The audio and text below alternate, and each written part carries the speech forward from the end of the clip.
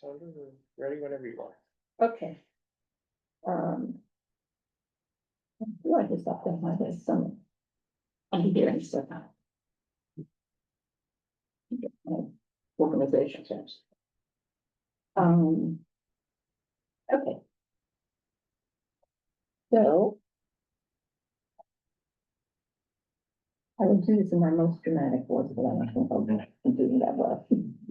Welcome to the March 16th, 2026 meeting of the Housing and Homelessness Committee.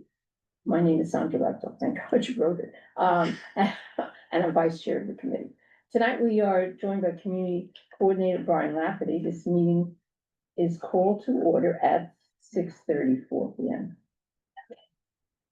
As a reminder, New York State law requires all committee members who are not able to attend the meeting in person to have their cameras on and their first and last name displayed from the time the meeting is called to order until the time the meeting is adjourned. Members of the public who are attending virtually, you can raise any questions or comments that you have through the Q&A feature on Zoom. Members of the public who are here in person, you can raise any questions that you have by raising your hand at this time. At this time following the committee's discussion, we will field questions from the public. Okay, so the only time we respond to any of this is when we're done. Okay, so we need a volunteer to take minutes tonight. I have some paper to use now. Anybody able to take minutes? I will do Liz will do it. Thank you, Liz. Need some paper? She's taking minutes. She volunteered to take. Yeah, I know, I was just asking if she wants some papers. Oh, no, I have my iPad. Okay. Thanks. Okay, Thank you, Liz. very much. Okay. And so now we'll take an attendance by roll call and Brian Lappin will conduct it. Thank you. Sandra? Committee members, I'll call your name. When your name is called, please say present. I'll announce that there is a quorum. Kyle the 5. It's online. Let's see him. Okay. Joan Beck. Here. Thank you. Liz Bird. Present. Thank you. Eric Goldberg. So, see him. He said he would be coming. Sandra Leptoff. Here. Thank you. Alec Militat. Present. Thank you. Rich Mintz. Don't see Rich. Okay. Steve Perez is not with us this evening. Will Perry. Don't see Will. James Vera. Don't see James.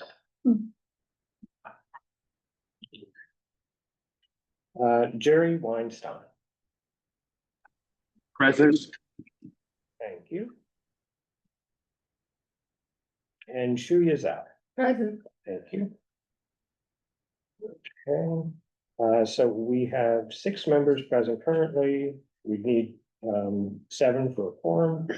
So we're not quite at a quorum, but perhaps we will be later. Okay. No votes tonight. Thank you, Shu. Okay, the agenda for tonight's meeting was distributed ahead of time by the board office and is reflected on the screen before you. Oops. So let me just get on the screen.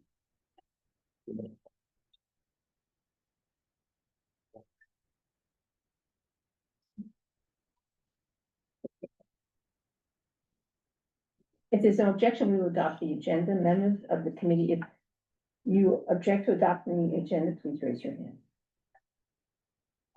Seeing no objections, the agenda for tonight's meeting is adopted. Okay.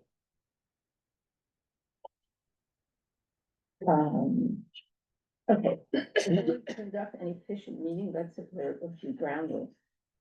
No one may speak until granted the floor. Committee members who are here in person, if you have a question about committee business or wish to make a motion, please raise your hand and I will identify you so you can speak.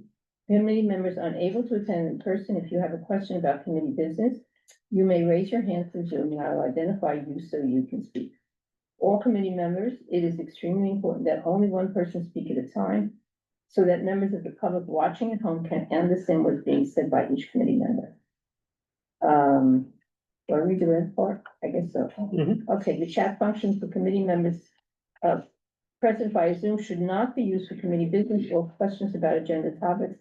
All such remarks should be made on the record by raising your hand through Zoom. Chat, should only be used to alert us, excuse me, to any technical difficulties you're having, or to state in writing information like an email address that was already stated aloud on the record during the meeting. Okay, and we have, do I need to read the agenda or just go through it? No. No, you don't need it. I realize we have new members, at least we have one new member, and I'd like you to introduce yourself and also to tell us a little bit about what your interests are in housing that you volunteer for this committee. Okay, I'm Joan Beck and I'm very happy to be here. And I come to a few meetings before, being accepted as a public member. I was for 26 years, the director of housing development for a small, not-for-profit. We built affordable housing. The special population that we served were domestic violence survivors coming from shelter, and other low-income folks. We built 100% low-income housing. And so, I guess my issue is homelessness. And, it's just been a sort of my issue all the time, even homeless animals. I volunteer at a shelter. Mm. So, I have a foster cat. So, so, so that's kind of what I'm doing here. Well, we're happy to have you. Yeah, Welcome. thank you. Thank you. Made wonderful. Oh, thank you so much. I'm so happy to be here. I appreciate your voice. Where was the affordable, where was this not the plan? Where did they build their house? My office was on right off of Fifth Avenue, but, our buildings were in Bed-Stuy and in various places in the Bronx. You know, where land is cheap. Right. That's where you have to build it. Right. And so were they mostly coming from, were they coming from those areas like that sign zone, or that was what you? Yes, especially with the new HPD rules, the people who weren't coming from shelter did sort of come from the area. Mhm. But, you know, the domestic violence shelter system is very different and separate from the regular shelter system. And, these are confidential locations to keep the women safe.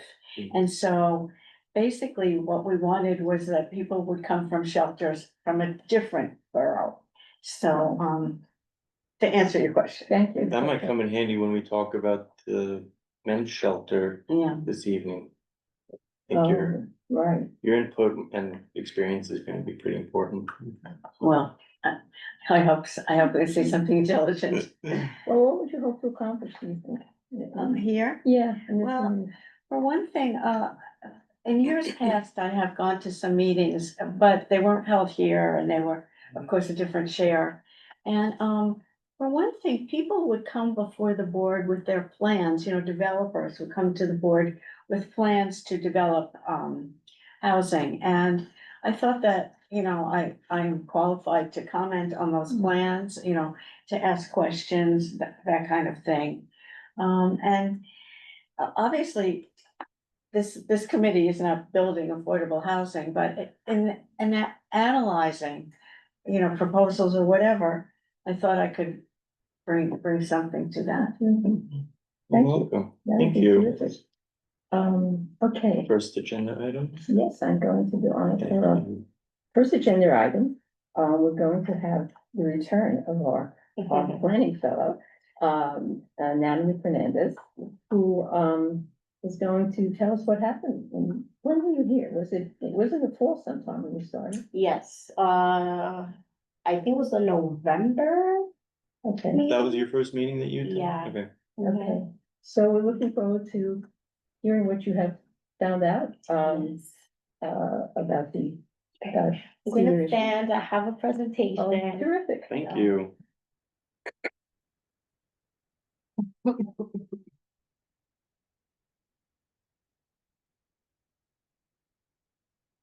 Let's have it solved. You guys can look that way, you know, and here.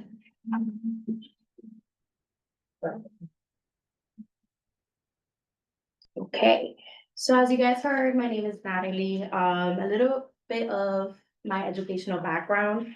I received my bachelor's from Fordham University in social work last year, and I am obtaining my master's in social work at Fordham again. Expected to graduate in May in social work. Uh, through through this program, they have us do an internship in where I was accepted into the fellowship called Fund for the City of New York, which is where I am currently doing my fellowship.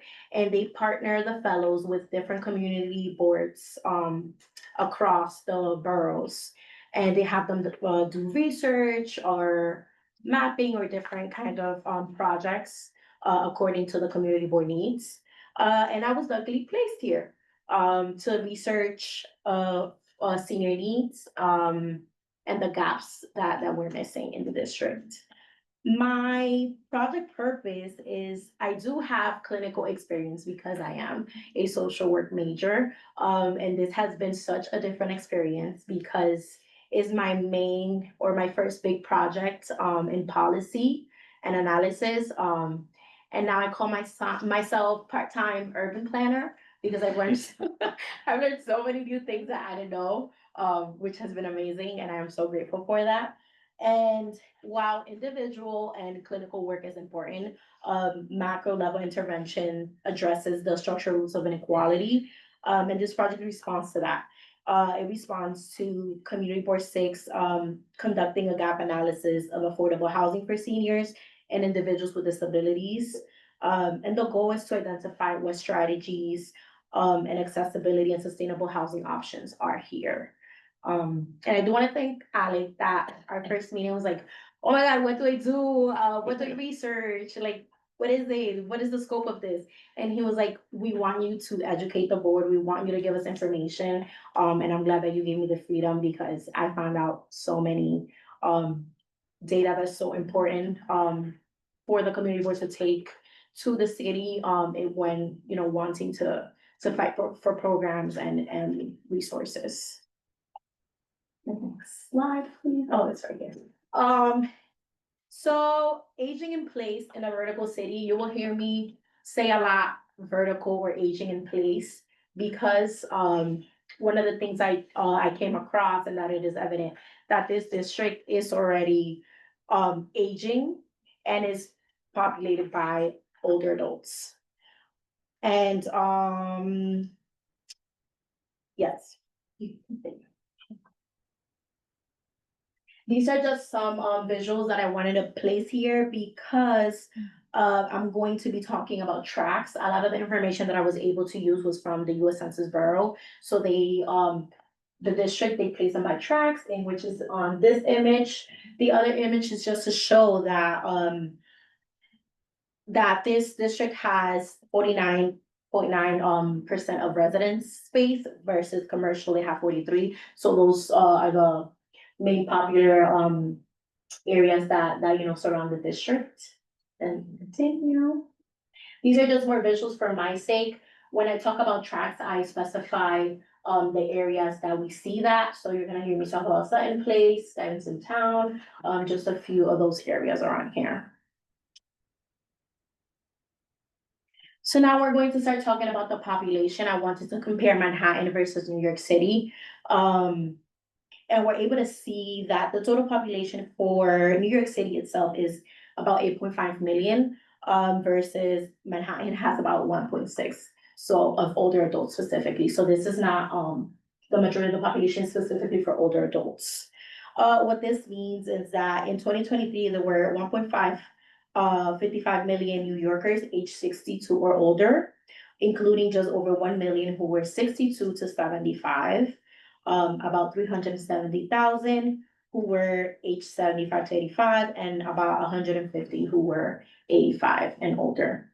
So you're gonna hear me talk about a lot of numbers here, but yes, you can continue. But my point was to get to the bottom of who lives in Community District 6. About 963 residents across its census tracts live in the district. Among them, nearly 1 in 5 residents are age 65 or older.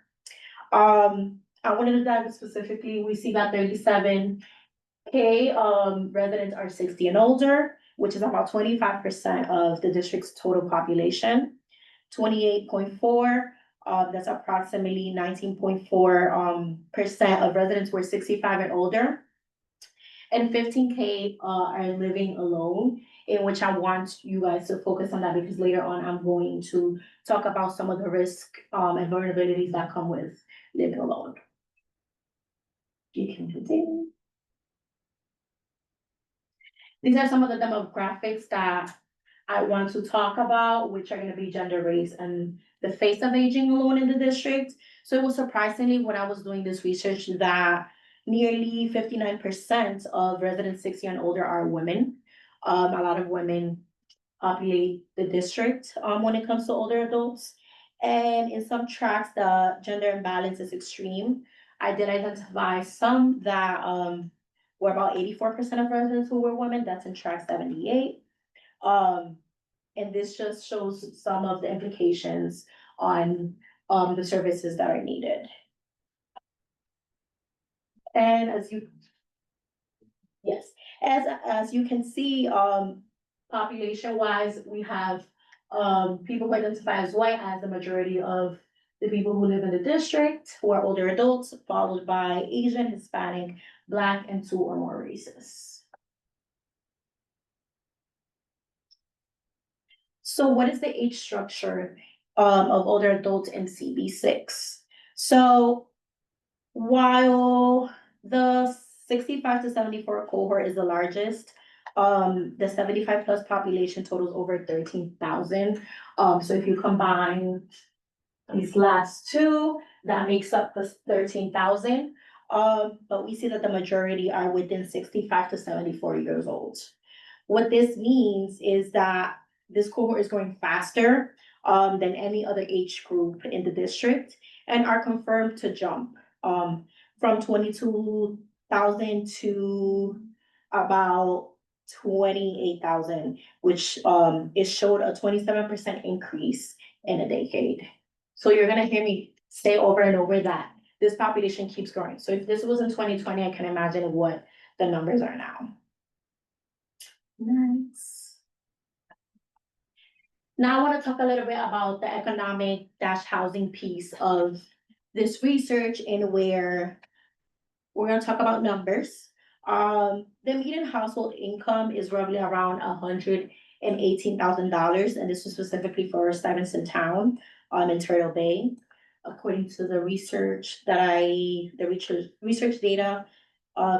tool that I used, which is nearly the double citywide median.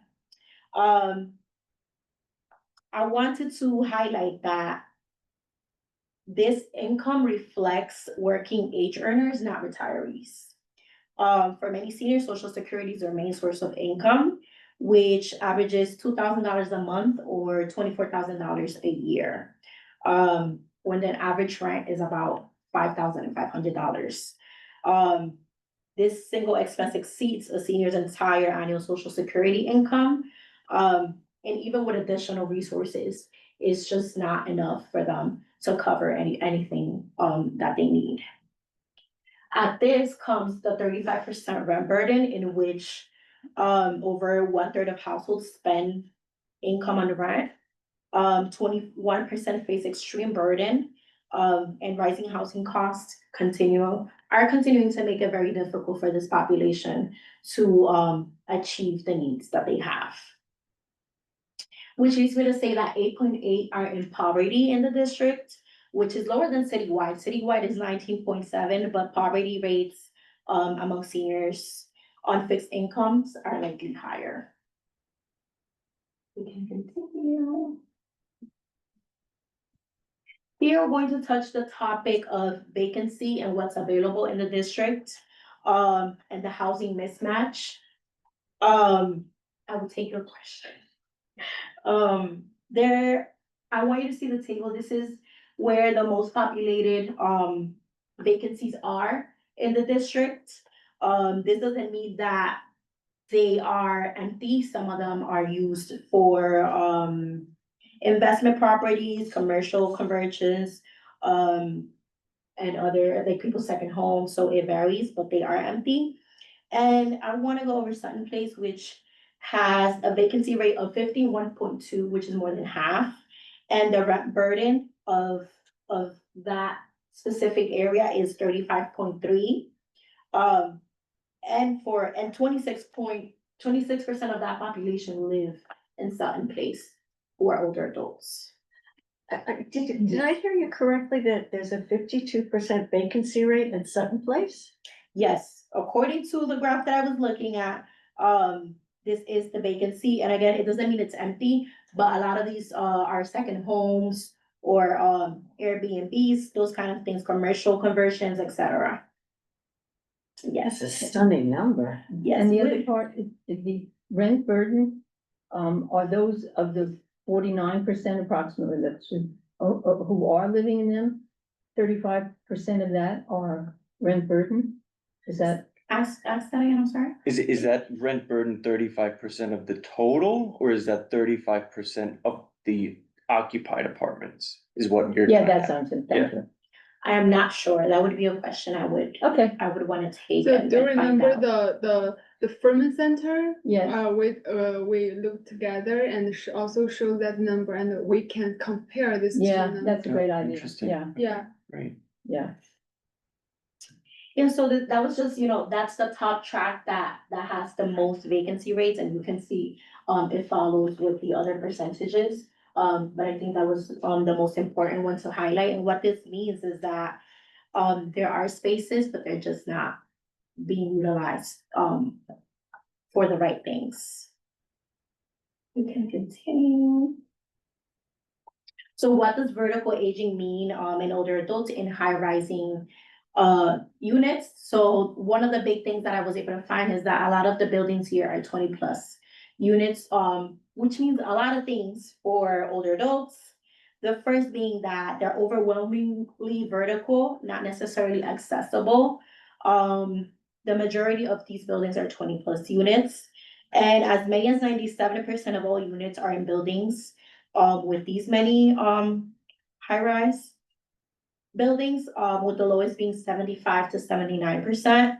What this means is that aging in place is critically dependent on reliable elevators, accessible entry systems, robust building maintenance, and yes. The second one is that many buildings predate accessibility standards. All of these buildings are very old, which lack, a lot of updates or structural updates, which means that about 92% of them are constructed before 2000, and 51% of these buildings were constructed before 1960. So these structures predate modern accessibility standards and ADA requirements, which means that critical features like reliable, spacious elevators, ramps, and accessible unit layouts may be absent. So we do have to look at what these buildings are missing, if we do have a lot of these older populations living in them. 3 small units limit essential support. About in some of the tracks that I was able to find, 75 to 82% of these buildings have studio or 1-bedroom units, which is not necessarily a bad thing, but it can also be complicated when it comes to older adults. A lot of them need support or don't have, or just might be by themselves, or might not have the appropriate bathroom or ramps. And being in a small space can be challenging. That would be something, I guess, a personal preference, and also depending on the older adults themselves. And for the tenure in unsuitable housing, in some of the tracks, 22 to 28% of householders moved in before 1980. This means the tenure, and it suggests that many long-term residents are aging in place, not always by choice, but because they've been there for so long. But changes need, as we, continue to go through different life stages, our needs are changing. So a lot of them might not have the needs or the support to be moving into other apartments, so they're meant to be stuck there. Now you might be asking, where are they populated? So this chart represents older adults and where they are located. The majority of older adults are in Sutton Place, about 52.8 of them. The age median is about 68 years old. And some of the risk factors that they're facing is that rent burden there is 43.6%, and it's extremely aging. More than half of the population is already aged there. You can also see that with Turtle Bay, they have about 41.8% who are 65 and older. Median age becomes 54, and they have a high concentration in rising needs of services there. So you can see from greatest to least, the tracts that are most concentrated with older adults. A size of a tract would be about how large? I couldn't see so quickly from them. Is it like a square block or something like? Yeah, so One avenue to I don't another? wanna scroll back to the picture. Yeah. I know it's difficult. It's bigger than that. It Yeah. is, I'm just trying to figure. So quickly, these are the what's happening tracks? In Yeah. Sutton Place. So for example, Sutton Place is 108.2, which is right here. It doesn't say it, but it's gonna be right there. Okay, so would be a couple of avenue blocks, would that be what might be included? That doesn't look like Sutton Place to me. Oh, it's too far, I think. Yes, it's a Sutton Place on the water. Oh, yeah. But it's south of 59th Street, south of 57th Street. That is 57th Street. We'll get into, right now, I'm just The trying to get an census idea. tracts of are this. quite large, and They're they, large, they- so it they- would go from like Third Avenue to Fifth Avenue. they're or something? broken down, they're tried to. I mean, I don't really know the rationale, but I think that it depends on the size of an area, which is why New York City has some smaller census tracts compared to other parts of the country. But they also encompass really large geographies, right? Like you could see here, some places, like 2 or 3 of Yeah, the so census Sutton Place is tracts. not only, for example, it's not only this one track, it would cover Right. some. Well, you Right. listed a couple of tracks and I was just confused about Sutton Place has the largest percentage of old people, then you had other Sutton Places. that I Yes, didn't- because there's Because- different tracks within one They, area. they encompass the neighborhood of Sutton Place. But so there'd be like three, it might be 3 or 4 tracks that are, okay. But yeah, Yes, thank Okay. you for the clarification. yeah, no, but I think Yeah, no, it, it's it, fine. it still drives home the point in Yeah. that there's certain pockets of Yeah. our district that have higher populations of older adults with needs than Mhm, others, mhm. right? And I think she's highlighting Yeah, that Sutton they- Place and Turtle Bay are two of those pretty Right. prominent neighborhoods. Yeah, I feel like a census tract always covers about 10 blocks, I see. around Okay. 10 blocks Okay. above or a little bit lower. Thank you. I just, did you at some point, was there any way to map those districts with the older people with the kind of housing that is there? And you started talking about, are these are the ones that are built before 1960 or 2000? Were they more modern, or, ones went up after 2000, something like that? That's a good question. I would have to look at the data set. Each track tells you what year they were built. Okay, So I do have the data set, like if we open it up, you would be able to see. okay. Well, you got the logic of what you're doing, so I don't want to interrupt that.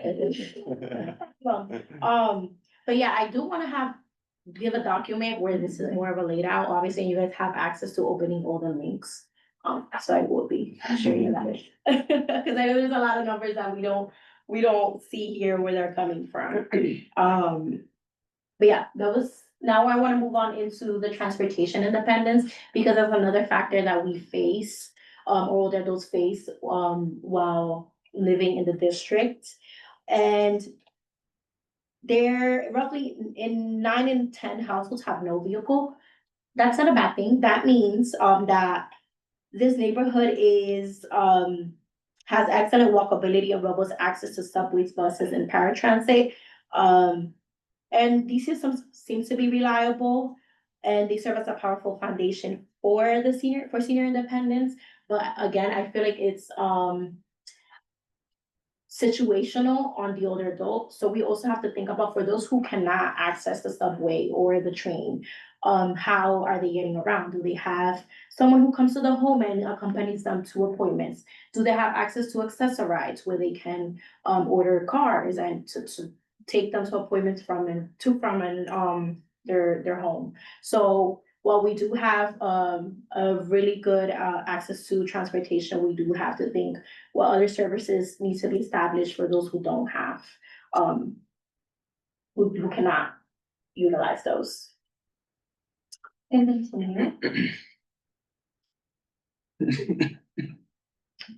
and this is where I want to talk about disability, because numbers were alarming that after the age of 75, they're spiking.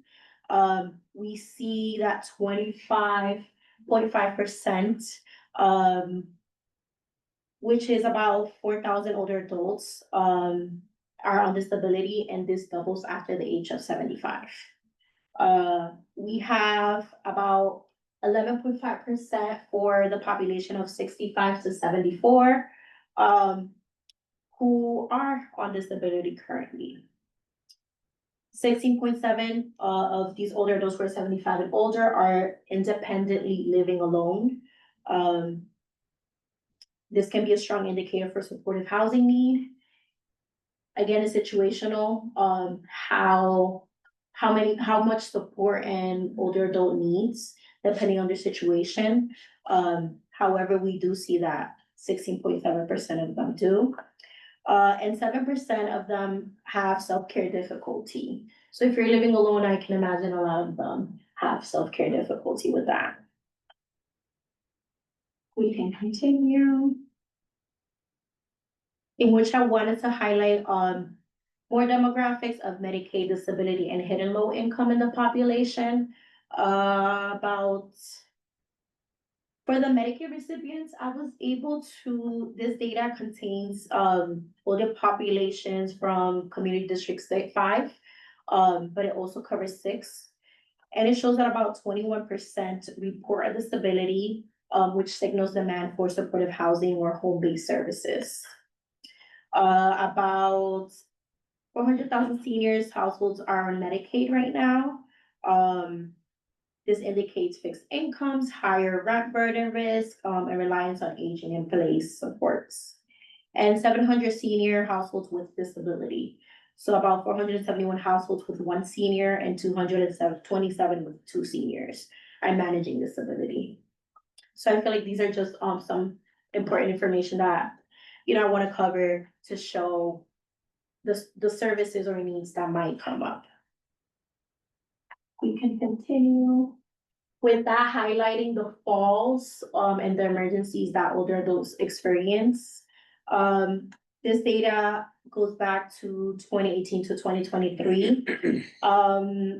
This is a major and urgent health crisis where we see that ages 65 and plus, about 1,000 older adults are visiting the hospital due to falls. We have 588 full hospitalizations.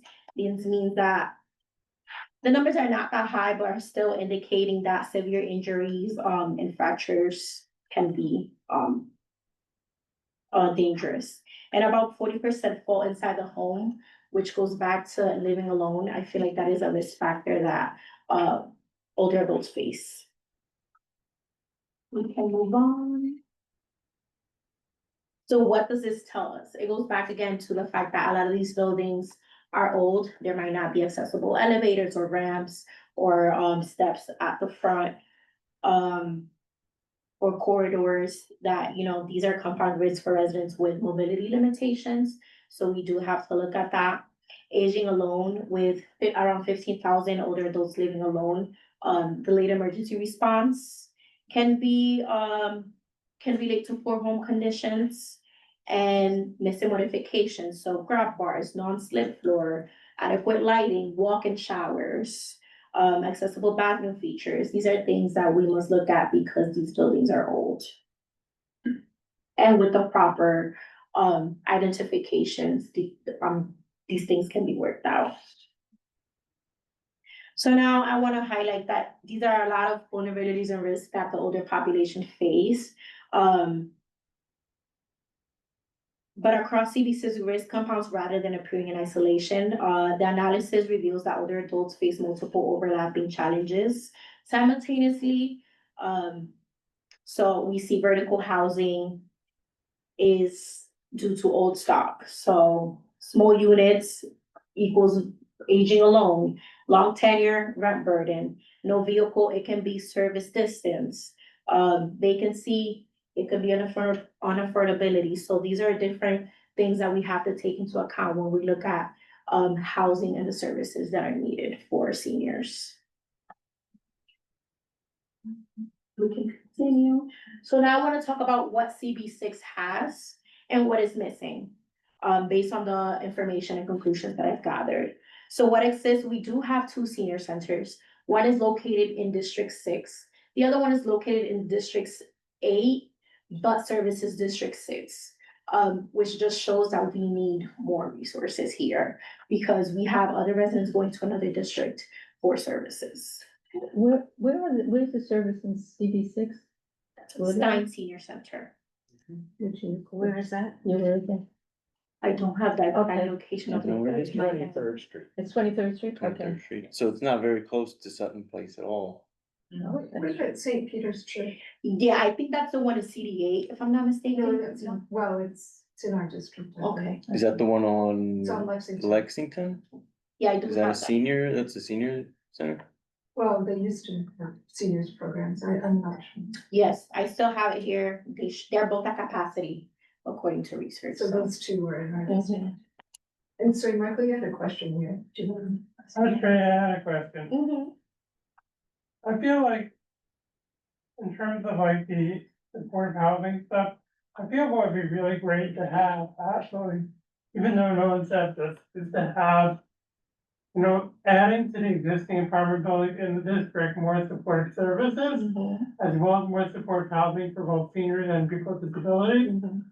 would be a really great addition to the Yes. district. Yeah, I'm gonna Yeah, touch that's a good upon point. that, where one of my recommendations is to establish NORCs, in which I'll talk a little bit, and then I will add how those services can be incorporated into housing. Because I think a lot of apartment buildings don't provide enough support services. Mhm. And I think they should provide more. Mm-hmm. Yes, I agree. Good point. Number 2, medical corridors, we do have Bellevue, NYU, Beth Israel, so having hospitals around is a major asset to the community. And there's one supportive housing, Kenmore Hall, but we need more. And what is missing? Central Senior Center, based on the district needs, statement of district needs, CD6 has advocated for more than 20 years for senior centers to be established. And on top of that, more programs and resources. And affordable senior housing, which I know everybody wants affordable housing right now. So that will always be a topic that we'll talk about. Next. And CB6 budget priorities according to their statement of community district needs, which is one, more senior housing with APD capital. They stress that there's little support housing dedicated to seniors. So that's a focus. To affordable housing across income levels. So with 43% of renters being rent burdened, new affordable housing is critical for older adults. Again, I mentioned the median income and what they make and they're making enough to barely survive. Supportive housing expansion, so additional supportive housing, leveraging state funded streams, to serve formerly homeless individuals and seniors with complex needs. And new and renovated senior centers, which I mentioned. Next. So what are my 7 findings for policy action? Aging is structurally vertical, as I mentioned. Older buildings, which are embedded barriers. Small units sometimes limit care options. It's individual, based on need. Long tenure does not equal housing security. Transit is an asset, but not a guarantee, it's situational. Vacancy doesn't solve the gap. We do need to look at what is vacant and what we can do with that. And need is highly localized. Next, you can skip to the other one, I mentioned. So I wanna talk about what I think can be established for CD6 future. And I wanna start with a NORC, because that's my best recommendation. If I were to recommend something to the community board, which are vertically, naturally occurring retirement community expansion. In which there's two types of NORCs. There's a neighborhood and there's a, let me see.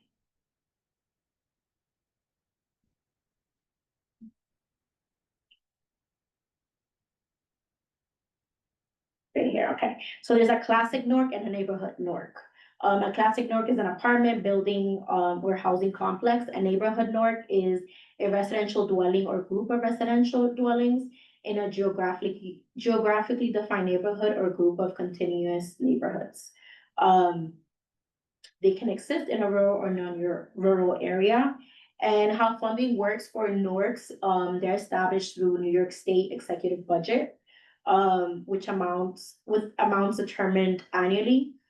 Contract awards are issued through an RFA process, and contract periods vary typically for about 5 years. And the services vary a little bit. You have to meet certain requirements. So if you are establishing a NORC, some of the priority services that must be included have to be case management, information and assistance, healthcare management, healthcare assistance, monitoring, and other programs.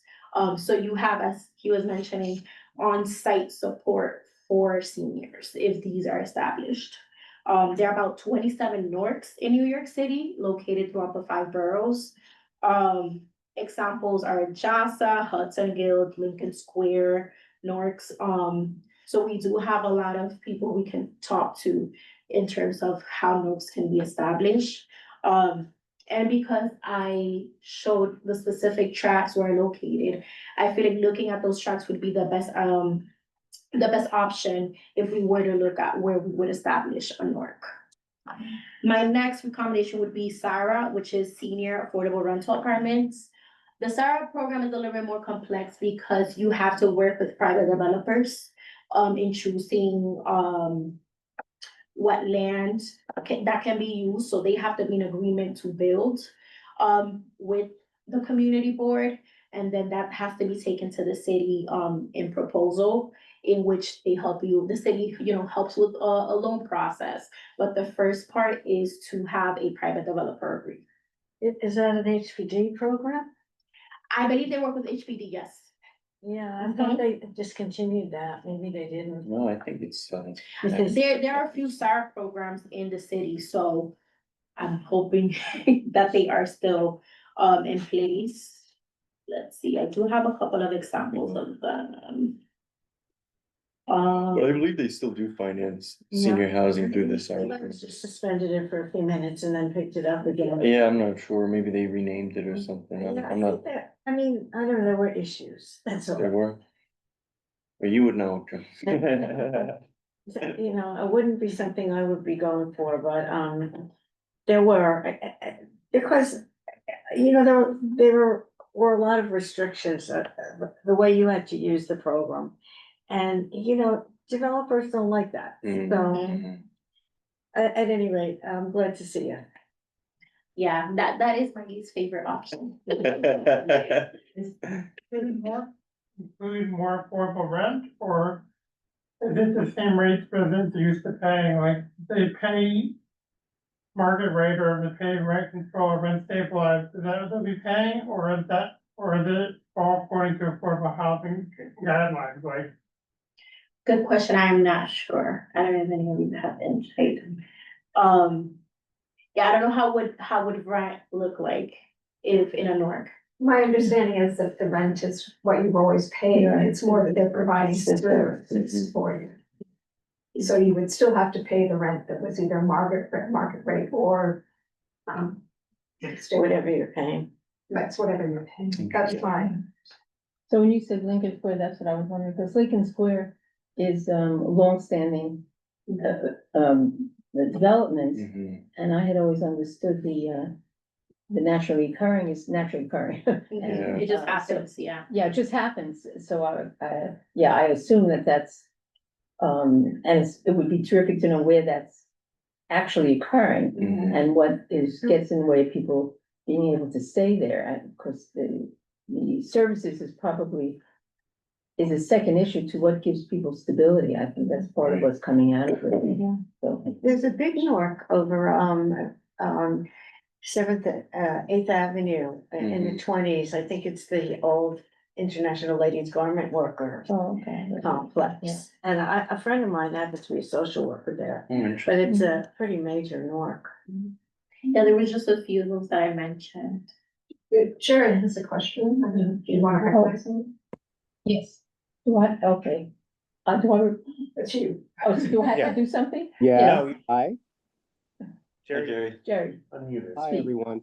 I shared with Brian and other people who are listed as hosts a link to a program that I was a little involved in the marketing at Johns Hopkins, and I wondered if our fellow head is aware of it.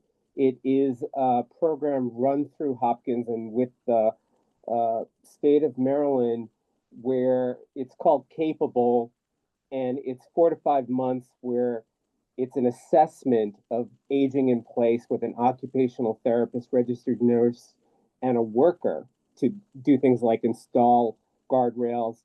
And their ROI is that for a $3,000 investment, it saves the older person $30,000 in costs, and there are other outcomes as far as safety and whatnot. So I'm wondering if there's, apart from the categories you just enunciated, if we have something like that at all in New York City. Oh, interesting. I never heard of this before. I will take that down because my research continues after today, so, yes.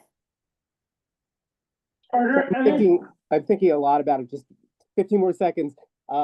Just because I have a 93-year-old father, and I've been like, checking in on him and thinking very much that despite the fact that he's still intact, I have to anticipate a lot of stuff.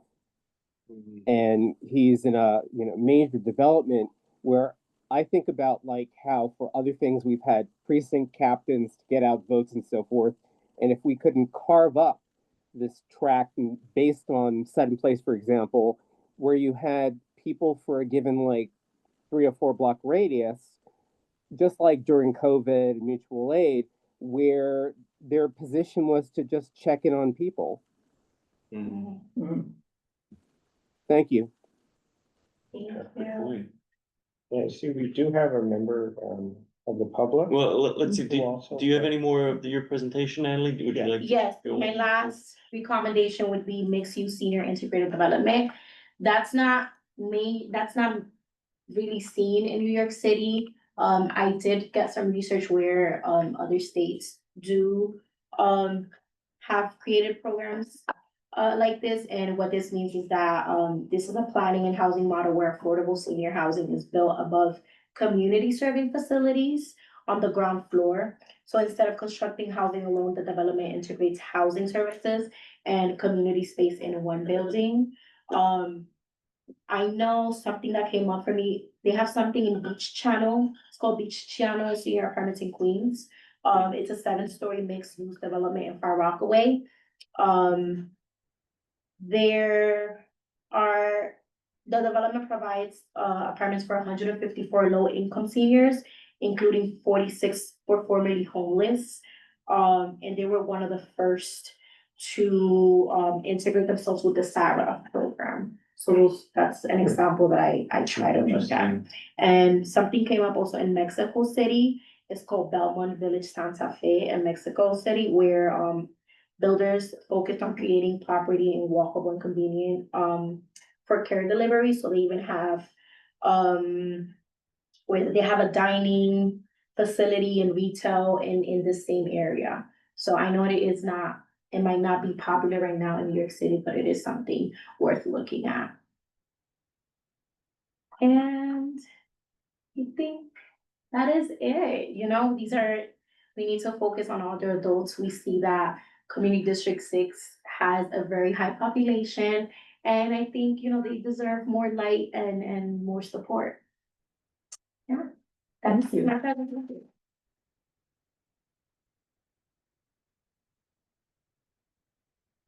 Good job. Good thought. Any questions or feedback? Like I said, I am going to continue working on this, and I want to finalize a document where all this information is available to all of you, and you guys can look at data sets and all those sort of. I have a question for you, if I may.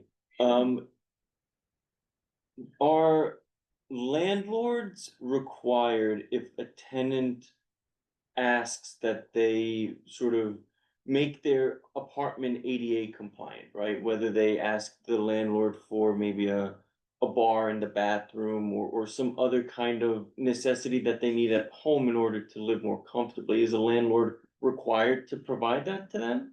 Or is that something that a tenant just sort of has to like deal with, right? Like if they want to replace their bathtub because they have difficulty getting in with maybe a shower that has a bench where they can easily walk in, is that something that the landlord is obligated to do?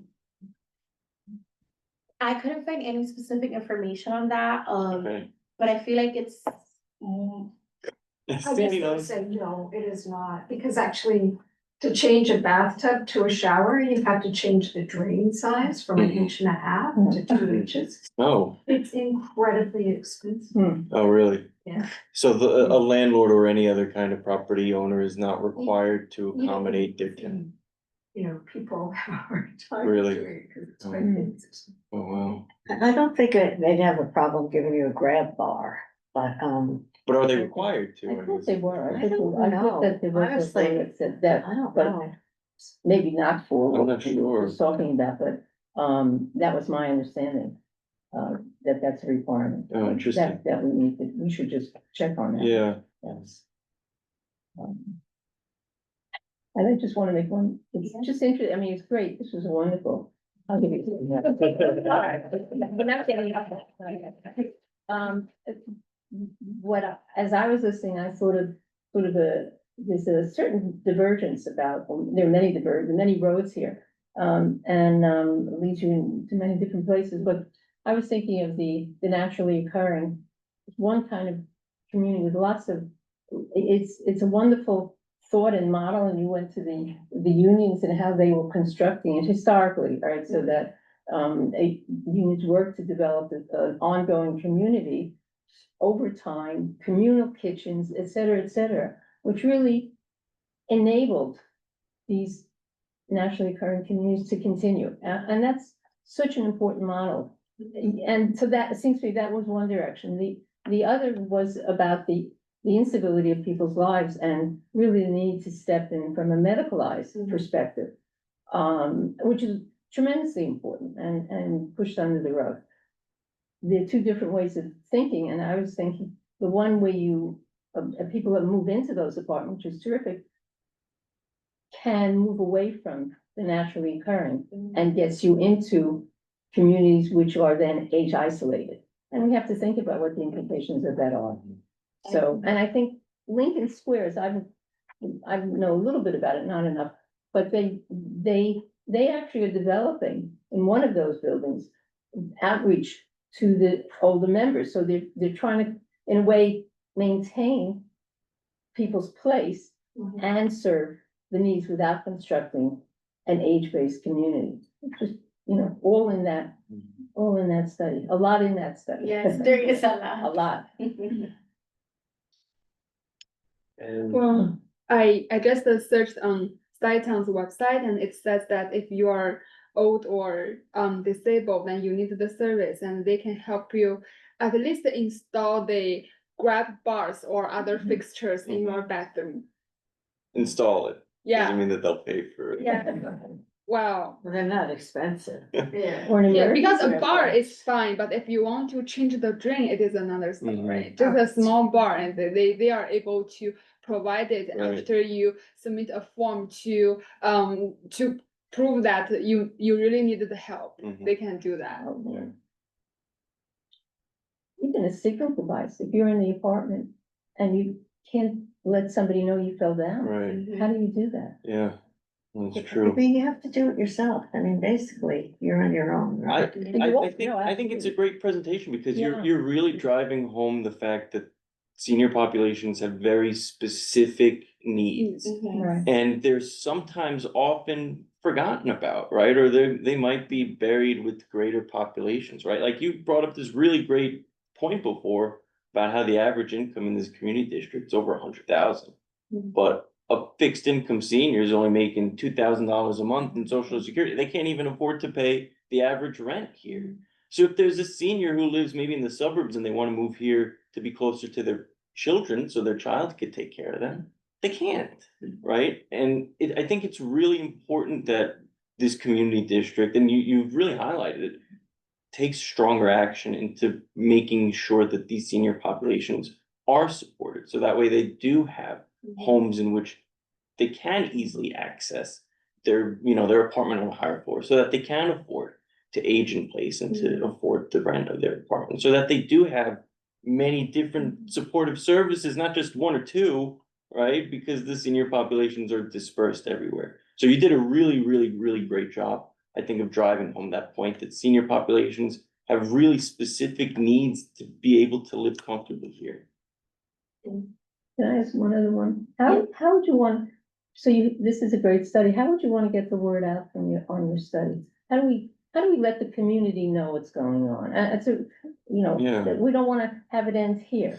I think Sandy has a thought. Well, we always put these studies on the website, Yeah, and usually it's on the main page, and Mhm. I think it would be really helpful if we could somehow tie in some of the things that are available for seniors with that this would as be great. well. Yeah, I mean, it's good to know the problems, but also if there are any solutions that are out there that are available, that would be really great to have. and I think before we even got a fellow, or before we even made the request, I looked at the past, I think maybe 10 or some odd years of action and resolutions that this committee has passed as it relates to senior populations, and maybe two, right? The committee itself Yeah, hasn't that's really true. done a lot of action to ensure that senior populations with regard to housing have, Yeah. so maybe there's, some policy action that we could talk about in the future. that's a good point, right, and spread it out that way, Yeah, yes. yeah, or even advocate, you brought up the budget request that we've made in the district needs statement, which we're gonna talk about this evening too. There might be an avenue there in which we can advocate We and ask. haven't talked much about, is there much senior housing in our budget request? Or is I think it- Brian's gonna touch base. Huh? Used to be a senior center, but now it's more a community center. Yeah. And I think even in our budget request, there was a reference to senior. Right. Yeah, Oh, yeah, I'm just thinking about the next step, and I feel like for our website, it is important to tell people to let people know what kind of problems the seniors can always Yeah. meet, and we can can also provide the available resources in our community, and then you have another this general information for them. But like what kind of resources you can get from us is very important Yeah. on the Yeah, website. yeah. And one last thing I wanted to mention, I don't know who was present, but, the Department of the Aging comes and does specific presentations for community boards, and I think that would be something, that this community board would benefit in terms of this research and see what they can offer. I have the information, from with the person that I spoke about, and I think, bringing them here would be great. Yeah, I think so. It's a good one. Yeah. Maybe with the Health and Human Services Committee or Yes. another committee, joint, yeah. I was gonna make one more suggestion. I remember during COVID, when everything was a problem, reaching out to people was a problem. The churches and synagogues played important roles, and your data would be great, and not the profits too, but I just remember the the active roles they were taking to reaching out to people they felt were vulnerable. And I think could make very good use of your information. It's a career. No, it's not. It's just an interest. It's a presentation, but. No, I hope it reaches the audience that it needs to. Exactly. Yeah, exactly, it will. exactly. We have a comment online, I don't know, Oh, Sandy, if yes, you, or please, Sandra, if you how wanna are you? recognize them. Also, Oh, wait, who is that? Oh, so, it's not Jerry. How do I? is it- Mario Messina. Okay, has his- Mario, are you present? And Yes, please he's let us know. here. Yeah, Let me just promote him to president. It's in the bottom. Yes, thank you.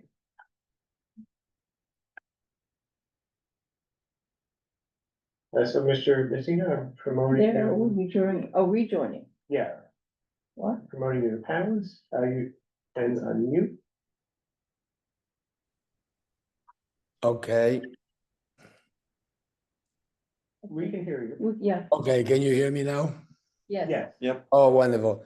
Thank you very much for letting me speak. First of all, Natalie, it is a great presentation that you put together. Congratulations. I find it very illuminating, and I just had a couple of questions for you. First of all, how was the area sample chosen? Because we've been talking, or I hear talking about a limited area in a certain way. And I know the community board 6 also is coming further south in the 30s and in the 20s. And I was wondering if the data also, if you have data also for more southern areas that you have been discussing with us tonight. That's question number 1. So the question is how I chose the sample? Just to clarify. So when a lot of this information is from the US Census Bureau, so how they break it is by tracts.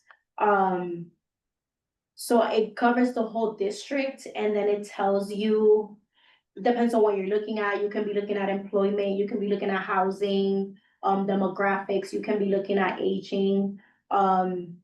So it depends what you're looking at, but it gives you information on all tracts, which covers the whole district. Right. But you have, for example, information for the area that it comes further south and not just southern place, etc. Oh, yes, you can get information from other districts as well. But that was just like a sample size that you included. Yes. It was just an example. Yeah, that was my question. Yeah, because it would be interesting to get the further samples or expand the sample and really get a better understanding of what's going on in the whole area. Already it's very scary, to see those numbers, and they are giving us the opportunity of thinking that there is a lot of work that needs to be done, especially for the senior portion of our citizens, of our neighbors. The second question that I have is, how do we plan to use now this data that we have? Because it is really food for thoughts from my point of view. Well, I hope that, the community board, when they start assessing their needs and their budget statement, this can be a conversation that they have. But also like integrating other organizations, like I know I did a lot of research with other nonprofits. And also I feel like collaboration can be beneficial when it comes to this. Which is why I want to really encourage the board to bring the Department of the Aging to see what resources they can support the community board with. Right. I think that if you have a wider sample of the analysis, I think that I would recommend to send it to the Manhattan Board President, because I know that they're yearning for this kind of data, that they're looking for ways and things to do more affordable accommodation, especially for the seniors. So I think that maybe jointly we can do something. And if we can be of any help, guys, you know where to reach us. So again, I just tossed a few thoughts there. And if there is anything that we can do to help, we are here. Thank you. Thank you.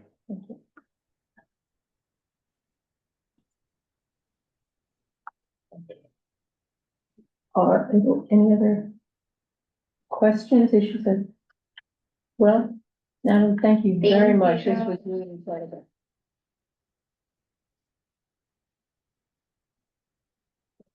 Wow, that was. Good job, Natalie, that was. Yeah, wow. Thank you. What you're gonna do? And there's still more.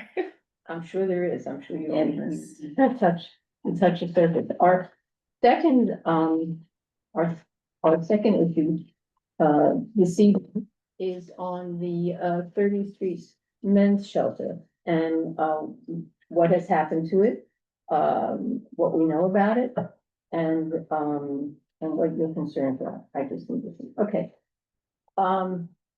So. We do, I think you all got a fact sheet, yeah, I think that we've got a fact sheet. About the closing of the shelter, which is now slated for the end of April, is that, I think that's the right, I think it's the end of April. Yeah, And then, the individuals living there will be reassigned. It looks like the input process will be done at a place on East Third Street. I'm not sure what that, do you know what that building is where they're sending, 402, 430 East 30th Street. no, oh, no, That's the that's ad- where it was. The yeah. question is, where are they? Where are they going? Where are they going when they, the issue was, is that, which I didn't know until I read this, the fact sheet, is that that was the main entry point for men, particularly, I guess, for men, single men in, getting into the shelter system. And so it came from all boroughs of the city. Again, that was really a shock in terms of, to me, of how many, of how not dispersed it was. And now they're, and that's a major building. Now they're going to be on a building on East Third Street, but does anybody know what that building is by chance, and if that's even appropriate? And in it's not terms of the even, number of it's people? not even in the district either, Oh, it's not, right, so what? because is it? it's south of Third. Third Street, right, so it's Is that right? in Okay, another county district. okay, so that means that, when somebody, if somebody comes to the existing shelter by mistake, gonna be redirected to this, place on Third Street to be assigned to a shelter. Again, what we read in the newspaper, which has been the main source that the city and the Gothamist, but hasn't really been picked up elsewhere, is that there was very little notification to the staff, that it was closing. And so there's really, it sounds like there's been a real scramble for the staff to figure out what's happening next. So it says it's 8 East 3rd Street. So that's. 8 East East 3rd, 3rd Street. okay. Yes, it is a new place between Second Avenue and the Bowery in Manhattan. Okay, maybe that's the old, that's the old men's shelter. Yeah, it is Henry Street Settlement. Oh, it's- Oh, that's where they're going? Oh, Oh, it's- no, Henry Street Settlement. No, it's- Oh, no, it's not this one. It is just the East 8 East 3rd Street. It's between Second and the Bowery. Yeah, yeah, it's actually, the Third Street Men's Shelter. it was a operated melon by shelter, okay, Project Renewal. Okay, Okay, and I was supposed to- well, we don't know the, this okay, is the new shelter where they would be rerouted to, that's right. so they would, What's the 48 bed? the new intake shelter. Yeah. Wait, I don't know, can you read it from here? Oh, I got it right here, sorry. Yeah. is So, the- so the purpose of this shelter is not really as a shelter, it's like as No. an intake. So the They're going back to. people who would have gone to 30th Street will have to go to Third Street. But it also was the case that when they went to 30th Street, it was the shelter. It was, right, So they right. could stay there. Now it becomes a distribution point. Right. To places throughout the city. Right. So it's quite a change in, unless they have some beds available, but Mhm. Yeah, this apparently is, not many. yeah, Right. this is for intake. It's just for intake, For intake. right? Yeah, Okay, it's so for there's just no, for intake. okay, Yeah, yeah, Why did they do that? yeah, well, that's, Oh, Yeah. I saw the mayor's report. It says that because this building is in a really bad condition and it requires renovation and repair, or or maybe they are just considering demolishing it and building to build a new building. That's the mayor's. well, the report. mayor's official press release, I have it right here, it says simultaneously DHS, Department of Homeless Homeless Services. yeah, Uh-huh. is working with partner agencies and City Hall on a long-term redevelopment plan for the site. So they're gonna keep it as a homeless shelter of some sort. Redevelopment plan for the site. Well, You well, can they interpret do- that however you like, but I. Come in? I mean, to give some feedback about how we'd like. to Well, see- I think that's the purpose of this preliminary conversation that's that it. we're having, Right. right? Is because we, like, to Sandra's point before, we really don't know, we were kind of Yeah. blindsided by this, and I I think think we everybody really, as a was. community board and as a committee. Can make our voice heard and ask questions that we have and voice our opinion about how we would like to see this site. I mean, if they're gonna do this, and I guess we don't get to vote if they do it or not, it's really a development opportunity. I mean, we don't have a lot of vacant land here, so this would be, I mean, I know that's some kind of medical corridor. but- Yeah, I mean, we just don't know what's gonna happen, right? Like, Mhm. even on Wednesday's full board meeting, the Salk school is now being moved, and one of the parents said that, well, I read this in the paper, I think that this would be a great location for a school. So there's a lot of uncertainty, but there's also a lot of ideas and opinions about what can Yes, happen I'm with sure this it's going forward. there's gonna be a lot of competition for that. Yeah. Yeah. Yeah, So do we take now? up to you, whatever you like. Oh, well.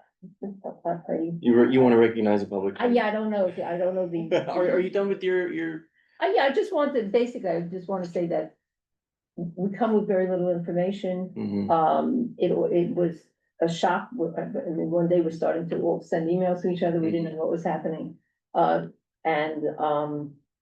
And we're not getting much information now. That Right. your interpretation suggests that it's not clear. I would say, well, DHS, that's who's called in. Mhm. What the plan is to do something early for the homeless, but fair point, it could be anything. Yeah, I mean, At which point? we just have a lot of questions, Yeah. right? And I think what would be best, in my opinion, and feel free to disagree, is if we work together as a committee to sort of compile our list of questions that we have for DHS or for any other city agencies that we can then circulate to. Unfortunately, the board office tried to get, was it DHS and DSS to come this evening, but And I don't what believe that they did. Yeah. But that doesn't mean that we can't share with them our concerns, right? Oh, and this article says that, Which article? you it looking at? is a government. Oh, the Yeah, government, yeah, okay. and they said that the remaining residents at the Bellevue will be moved to a Brooklyn shelter. And also the Bellevue is supposed to, the Bellevue is supposed to shelter residents temporarily, this Mhm. place. And now, until they find other permanent places, and these people will be moved to a Brooklyn shelter. Okay, Yeah, so I there's mean, some- I think we just need to sort of ask we need, questions. yeah, of course, Get there's a answers. certain. I don't know if we wanna get into the chaos of this, but this is chaotic. If Yeah. you, if, I have to do with, if it was women, it's really not fair, but, Mhm. and you suddenly said, by the way, you living here and tomorrow you're going to Brooklyn, Mhm. one assumes they have, whatever, they have some kind of settled life, more or less. I don't know how long people stay in this shelter. We don't have that information. Right. But it's the way it was done, and again, we may not want to deal with this, is quite disruptive. And again, we don't know why. Why was it done? If it had been decaying, why do you decide to give people almost no notice to do Mhm. something about it, or to even, state that they can't easily live in Brooklyn because they work, whatever it is. Mhm. And that's fair, right? Right. There's a lack of a human element. Right. So one of the questions, I think, for our committee is, what do we want to focus on? What's gonna happen to the building? What should be happening to these people? Right. What would be fair in terms of a decent way of resolving this, as opposed to what sounds like chaos? So it sounds to me like we can bucket our questions in three Yeah. different spans, right? What's gonna happen with the building? Yeah, What's going to happen with the current and future shelter residents? And other questions that we may have for city and, yeah, what's happening to, Yeah, and, well, the officials. staff is not our, that's not our, right? I think- thing. I have Yeah, a question, sure. I think there's also, so I live across the street from the shelter, and my super and residents have a lot of issues with the shelter over the years, so they're happy it's gone. Oh, yeah. But only because, safety has become a really acute issue in Mhm. like the last 6 to 9 months. So I think there's also maybe this element of like, what happens to the local community when, as this thing kind of, as there's this transition, Mhm. whether it's like, what if people still come, but they don't, I know that the DHS said some people would remain on staff there to redirect them, but like, does that mean people will actually be redirected? Like, will they actually go or will they just linger? Right? Great question. There could also be concerns or questions just about like what happens to it in the future. Whether it becomes, it's owned city land, so I guess the city can do whatever they want. Or decide to have a lot of different options. And the other issue I think it could raise is let's see. Oh, so this is the original Bellevue building. That was So I'm right. wondering, like, does it have any like historical preservation type of status or? It's not a landmark. It's not normal. I don't think it's normal. I mean, it is falling apart, so it's been scaffolded. I can't remember the last time I've seen it without a scaffold, and I've been there like 15 years, so. Yeah. So I wasn't surprised to hear that that could be the reason, but I was just wondering like what happens to the building itself if they don't tear it down, like, you know. Yeah, I don't know. that's a great question. Yeah. It has a long, it's, it is notable. Bellevue psychiatric was a, you know. Yeah, that one. exactly. But I Yeah. think probably what we should do, maybe, and unfortunately, we don't have the full committee members with us, but maybe we can start up a Word document or something and circulate it among the group to try to solicit questions that we have that we can then circulate to DHS or DSS and then see if they can come next month. Well, Sandy? that's a great way to do it. I will say that our elected officials asked, they said we should be probably fairly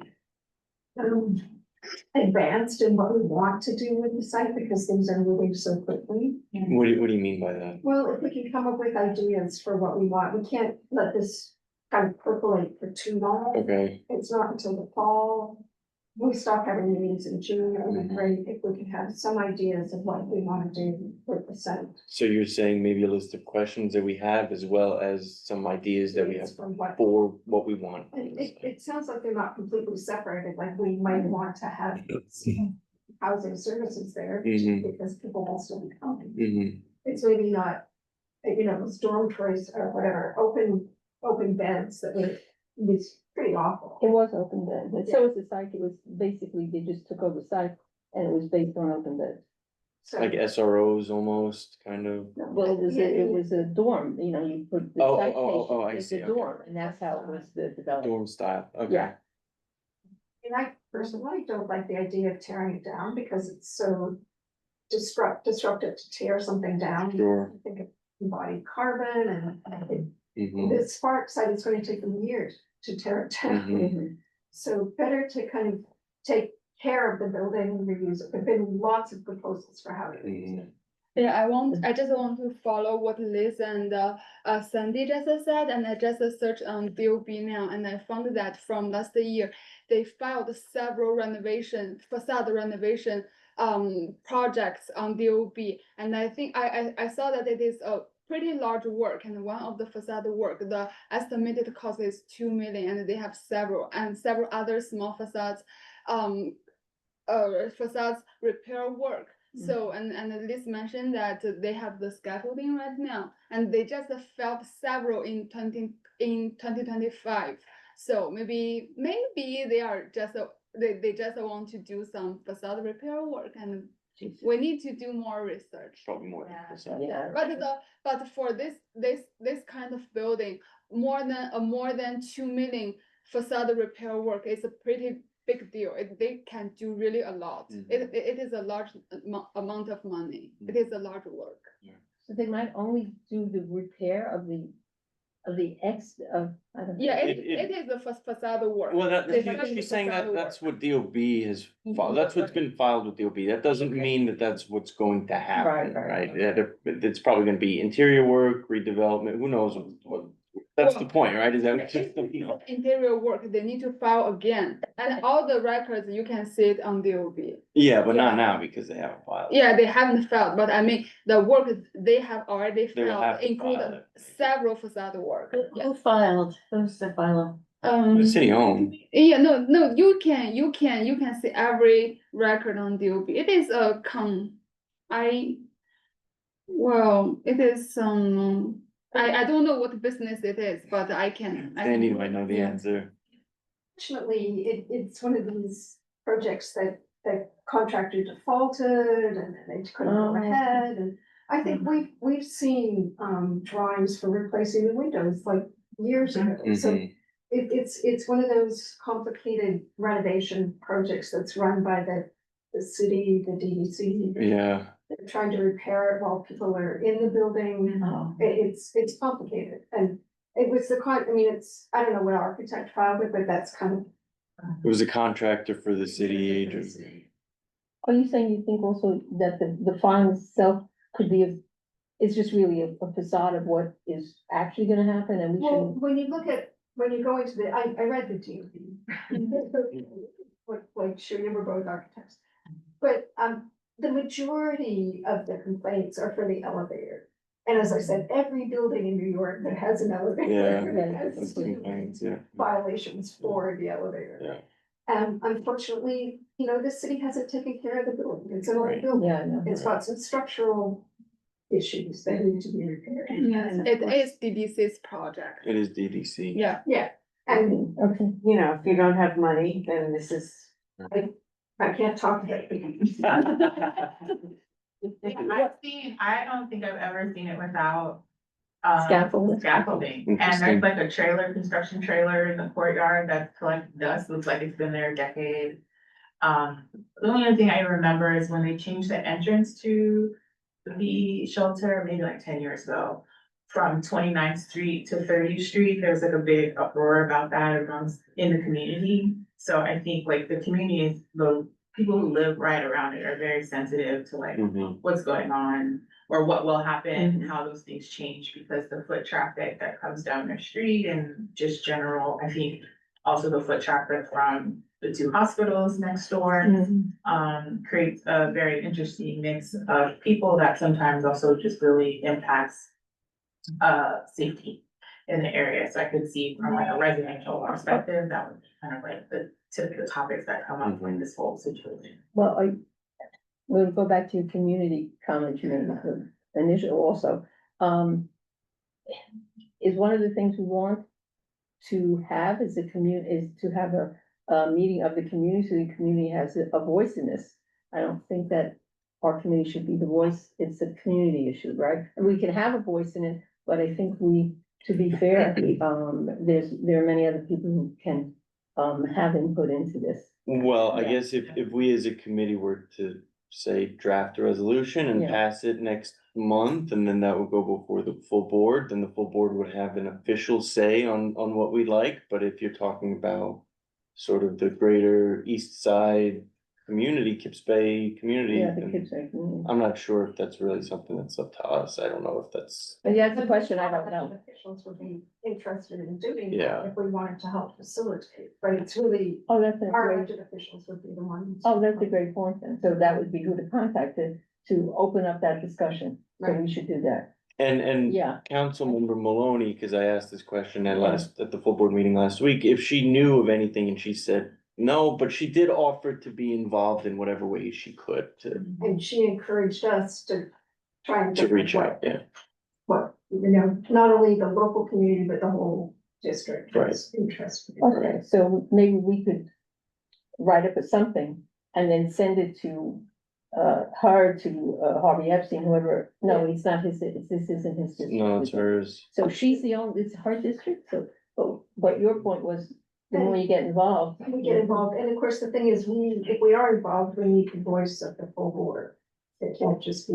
We would have to pass a reso. To reach out to the elected official? With our opinion. No, yes, Mario? Yes, I'm sorry. I would like to add a few words if you don't mind. I agree that we we need to do something and not just wait for the CDO to come up with a plan. But I think that we should invite the DHS, DSS to a meeting and talk to us about what their plans are. Hopefully have somebody from CDO, and for sure, I think that Councilwoman Maloney, Harvey Epstein, and even the senator of our area should be present for that, because I think that we need all the muscle that we can in order to get people to think straight and put together a serious plan for what they're going to be doing in the place of what of the shelter that they are going to close down. That's my 2 cents. We represent basically over 1,000 people here in this area, so we would like to be part of the conversation and offer our support and our help. What is the area that you represent? What is their post? The Rose Hill Initiative. Yeah, what is that? The Rose Hill Initiative is basically is the ex 29th Street Neighbor Association. We rebranded it a few months ago because of the area that we cover. We cover from 23rd to 34th and from 1st to 8th Avenue. So basically, we are nothing but a collective voice, at times a very loud voice that is calling attention to the issues that we face in the district. We aim to work with and support the elected officials, community boards, social services, the police department, and on the institution to help ensure that the better quality of life for all of us is achievable. That's who we are, and that's what we are trying to do. Thank you. You're welcome. Okay. So, So I think it sounds like the next steps is to work quickly to draft sort of a set of questions Yeah. that we have that you Mhm. broke down beautifully before, Sandra, with the 3 sort of buckets about what to do with the questions we have about the building and the site, questions about the residents now and in the future. And then also to propose sort of ways in which we as a community board and as a committee would like to see this building in future, what we would like to see it used for, or potentially redeveloped or repurposed for. And then maybe even the potential of involving some elected officials to try to get a larger community-wide town hall or some other sort of engagement opportunities that we can have beyond just the community board itself. okay, so it sounds like we can give a scaffolding of what our interest Yes, is. good word too. Then jump off of it. No, and then once we get that, raise it on at the full board Mhm. meeting. And go from there to reach out to, the electeds and the community voice. I really think we can go in that order. I hear the kind of pressing quality of, dude, cause somebody else is gonna grab it. I get that. So it sounds like maybe we can do this. Get questions from the committee. What are the members who are not here? Mhm. What are their concerns? What do they want to know that we haven't, found out yet? Mhm. And, use that, go from there and then bring it up at the. Yeah, and I guess keep trying to get DHS and DSS to either speak with us or respond to these questions that we would have. Great, let's do that. Okay, great. Okay. Sounds good. It's DHS that controls the site or? Yeah, Well, yep. Department of yeah, Homeless. but the city, how do they get the control of the site? They just. Well, they're like the managers, I guess, of the property. That does that give them? The city owns it. The Yeah, city owns yeah, it's a it. good question, right? Who actually decides? Why should DHS? I guess that's a question we have for Is right them. on the list. Yeah, write it down before we forget. That's a Yeah. great question. They're like the tenant in possession, Exactly. They're like property manager or something of it, like, they have a lease, I mean. city's the landlord, they're the property manager, who knows? Property man, you decide. Doesn't sound like they're doing much property management. Doesn't sound like they're managing market. Anyway, okay, great. Okay. Okay, I just wanted to say, there is a question in the Q and A, Okay. from Claude Winfield, actually. oh, Claude, Claude, remember? sorry, that's the board. Claude Wingfield has, can yeah, I just so- talk about who Claude, do you mind? Or, oh, well, I'll I'm just, not sure if Claude, and he wishes to can't speak. Oh, I my God. can. Claude has a history of Can this. you read the question? Housing. What was his Is he question? there? Or, Yeah, so Go ahead. I was, gonna start off by reading his question. go ahead. He's asked if we've spoken about the, WPA murals, that are located inside of God. the, 30th Street Are they? shelter. What are the WPA Oh, murals? done during Or- the, it was done. Great as Depression. Part of the Depression, that Yeah. was Roosevelt, got everybody out of work. to, Really? Oh, my God, they were all over I the. mean, so these are like original pieces of That's art art that was done. inside the The building. building. Yeah. I bet And I. he says there's a protective surface that's covering them. So I guess they'd have to be I didn't even restored. know that. Oh, wow.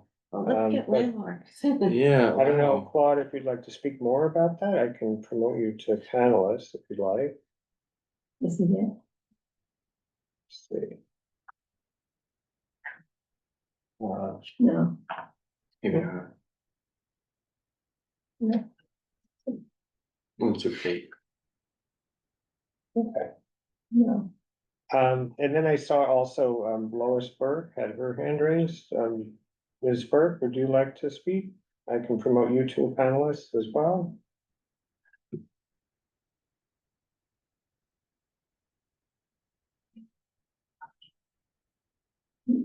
Ms. Burke, you should be able to unmute. Oh, there she. Had to hit a lot of buttons. Yeah. Hi, I live across the street from the shelter and have for the last almost 50 years. And when the subject came up among your discussion about getting input, I think at some point I would like to have some community input from the neighbors, not just politicians, not just the people on the board who represent neighborhoods in addition to Kips Bay. So as you're putting together a program of people to talk to and get input from, it would be nice if you gave some sort of public notification that there could be, I don't know if it has to be anything as serious as a town meeting, but so that people know this is being considered and that they can have some input. I just wanted to make that point. Great. Okay, thank you. And Claude is now a panelist. Claude, would you like to speak? Hello. Hi, yes, we can hear you. Yeah, this is Michelle Winfield, his wife. I'm sitting in for Claude. I'm with the, yes, I'm with the Samuel J. Tilden Democratic Club, and we have been discussing issues. Our chair, also a member of the Rose Hill Initiative, is Gerard Trippin.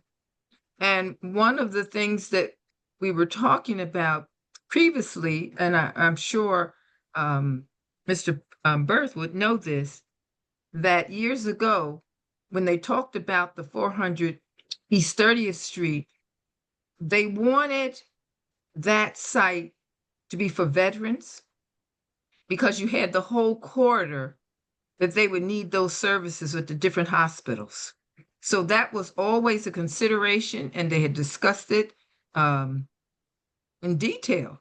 So you must have certainly the records, and Claude can certainly participate another time, but they had discussed that. And that was one of the considerations. And then all of a sudden, they just dropped it.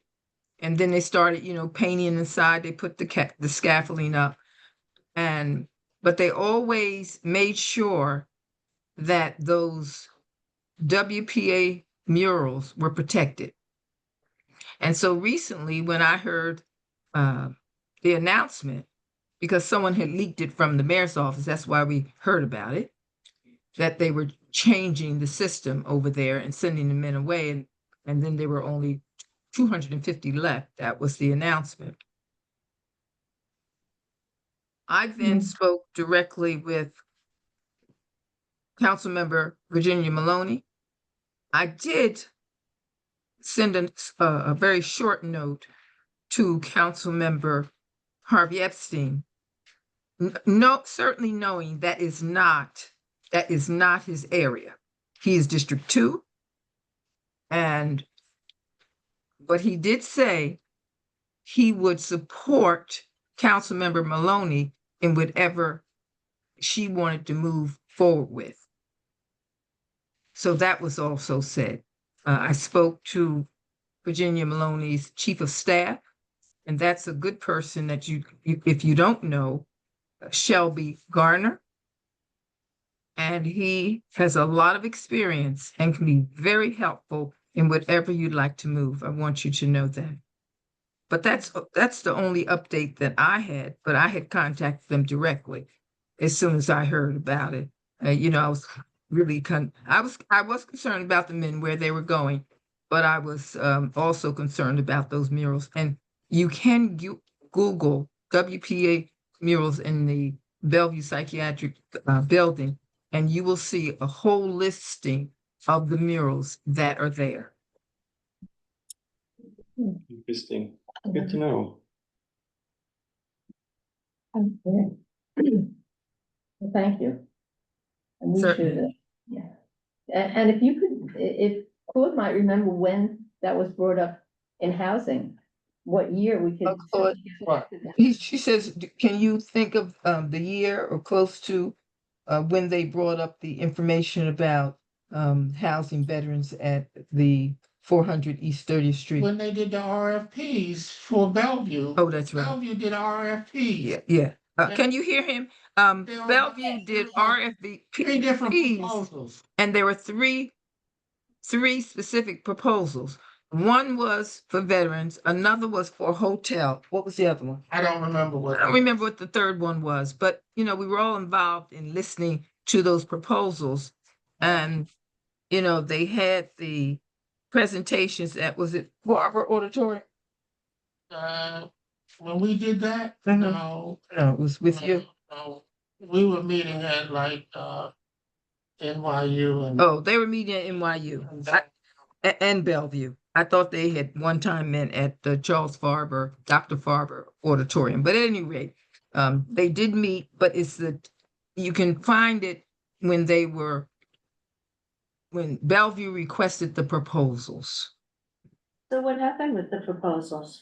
Maybe we have another agenda item, so maybe we can take this offline. Because it seems like there's a lot to unpack, and this site has a long history, and Claude, unfortunately, we never overlapped, but I think that you'd be a great resource when it comes to this history. So we appreciate your question, and your opinion this evening. Yes, and we'll share that actually. Yeah. And we'll get back to you, and because this is really important information. Yeah. We'll be in touch. Okay, thank you. Thank you. Yeah. Okay. Yes, and then we'll. My move last to the question, yeah. agenda. We should keep I feel like we're losing homeless shelters in cities next to this, and I feel like I feel like one thing about the building is I think that it definitely should be used either for a homeless shelter or to support housing long term. And I think that it would be very wise to do so, because this building was built not as a homeless shelter specifically, but as part of Bellevue Hospital. Like you can see Bellevue Hospital on the gates. The building was designed for accessibility from the get-go. And I think that it'd be very wise to preserve it and use it for something to help house people in our community. Yeah, well, good. I think as we get closer to that, it seems like that's down the line of what kinds of proposal, what people are thinking about and why. It would be great to have that statement, but I think we should probably stop this. I think we have a lot of action items more than I thought we would when we Yeah, started, well, so. people are quite engaged with this. Yeah, so I Thank you. think we have a lot to take offline, and then we can Yeah. continue this conversation. Absolutely. And I will do the outreach to the committee, and then we'll go from there. Yeah, Should we do it sounds that way? great. Okay. Great idea, Simon. Thanks. Yeah. Don't think you're gonna sweep off one of the place. Oh, no, your tape will do it anytime. I will reveal on tape that you are the best cake maker, okay. That was 2 years ago. Yeah, forget birthday. Okay. But now it's public knowledge. Okay, so Mark, district needs, where's Sandy? No, that's, Well, I'm actually, yeah, Okay. I'm gonna Okay. present on that. So, Brian Laffey will then present, present the 2028 statement of district needs, that's what I have down, is that right? Yes, that's what. Okay, of district needs for housing, land use and economic development. This is it here. So, Brian, please. Thanks, Sandra. Let me just share my screen.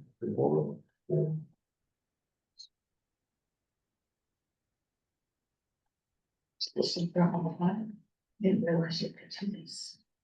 This is appointment. Sorry. I think it's a bit, temporary chair position. But if I brought my tablet, did I get that soon? I get so. So, I don't know.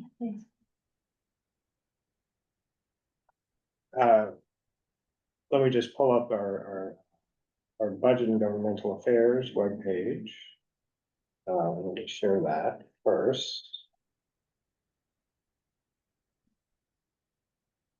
So, I'm sure everyone on board is familiar with our budget request that we do each year. Perhaps not everyone is familiar with the district needs statement. But you'll see on the Budget and Governmental Affairs webpage, there's a link to our annual district needs statement, which includes budget requests as well, and then there's a narrative portion. So this is the 2027 fiscal year that we're currently in. So this is what's up on our website right now, but in October, as a board, we'll be submitting our fiscal year 2028 statement, and you'll see it's broken down into several different essentially subject areas. And one of the subject areas is housing, economic development, and land use. So that's the one that's relevant to our committee, housing and homelessness. So you can see this is several dozen pages of text, and then it goes into specific requests. Both capital budget requests and expense budget requests. So our idea for this year is actually to essentially pass a resolution that will contain the text of what we wish to put in the narrative portion of the statement. So we'll see there's some dummy text here that's in Latin. We don't have to worry about that. But the first task that we'd like to do is to iron out which of these categories we feel is the most pressing need in the district that relates to housing, land use, and economic development. And you'll see here, affordable housing creation has been our pick. But we could choose, say, affordable housing preservation, building code of zoning enforcement, commercial district revitalization, addition of public housing, etc. Or if we want, we could also choose to write in an area that we feel is most important. So the thought was that I'd essentially introduce this objective at tonight's meeting to the committee. And then over the next couple of weeks, all the members of the committee could then think about what they personally feel is the most important need among these choices, or again, you could select a write-in. And then you can send those, to, the office, and the office will compile everyone's thoughts about what the most pressing need is. And then for our next meeting, a couple of weeks beforehand, I can send that compilation to all the members of the committee. And we, at the next meeting, we can discuss as a committee, what you feel is the most, pressing need. So essentially, there'd be a bit of homework for the next meeting. And I know that's very popular, but, Do we know? So all of these categories are bucketed under housing, land use, and economic development. So I guess we can use our own discretion and choose which ones we want, but I guess since we're at the Housing and Homelessness Committee, our focus would be on the ones that are probably most closely related to this. well, yeah, I mean, everyone on this committee And how many? chose to be on this committee. Yeah, but so- how many other, cause I know that this was also brought up at the Land Use and Yes. Waterfront Committee last month. So how many other committees have to pick from this list? So just, land use, essentially. Yeah, but on our parks committee, and we also need to select, three most important things specifically for. But not, parks. I know, but not this- from this no, list, yeah. Yeah, Yeah, so, sure, you know, if you're getting at the fact that these lists don't really match our committee structure. Mhm. So, that complicates things a bit. So for this particular list that we're talking about, housing, land use, and economic development, there's two committees that essentially share responsibility, right? Because we have the Housing and Homelessness Committee and we have the Land Use and Waterfront. So both Land Use and Waterfront and Housing and Homelessness will be looking at this same statement. But the thought was that essentially each committee can, you know, make a proposal and then eventually we're gonna have to choose just one, you know, if there were two Just one. competing, you know, Sure. then essentially the committees would have to. We have to kinda iron choose, it out. so between both the committees, or each committee has to choose the top need. Right, so each committee will first work, you know, independently on their own. And then if there's a conflict, then the committees would have to, Yeah, okay. Or that makes sense. where does this go after we do this? Who gets it? So since we're passing these as resolutions, the full board is going to eventually vote on this text. Okay, When, and then where does it go? So we have to send our district needs statement and budget requests together in October. So we have some time, obviously, to work on this, but we want to get the ball rolling. But the question is, who gets it? You Right, know, I've the- seen affordable This housing is sent to. every time, and so Yeah. what happens? And what's actually affected? The other part is, that's very nice to say, we've said it too many times. And so what would actually get us something? Yeah, so each year, the requests are sent to the respective agencies, essentially. Like what? So, each, like the parks requests are obviously sent to the Parks Department. Oh, I see. Okay. The affordable housing requests, you know, they could be sent to, they're usually sent to HPD. do we choose where they go, or they're just sent off to the ether? Well, I mean, we send everything together. We upload it through the Department of City Planning's portal. Oh, I see. And Okay. so then it'll be sent by the Department of City Planning to the They respective don't, agencies. yeah. Yeah, So. and then they send us a response each year. Right. So say, instead of doing the general affordable housing, we go to Natalie's thing.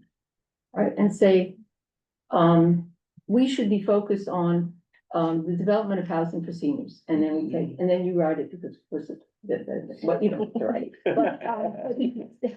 But say we get really specific rather than these general statements and go after something that was raised as a significant issue. Mhm. How would that be beneficial or, you know? Well, so, I mean, one thing that, I should make clear is there's both the narrative portion, right, which is what this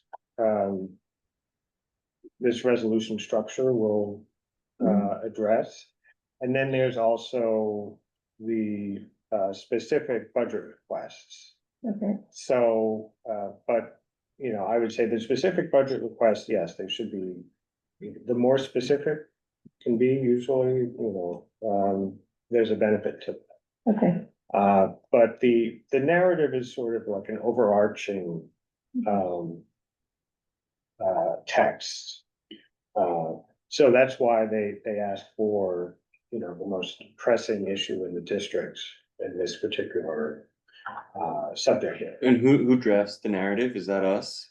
Yeah, so Okay. the committee ideally will choose one or two members to work on the narrative, okay. which will then be considered by the whole committee. Mhm.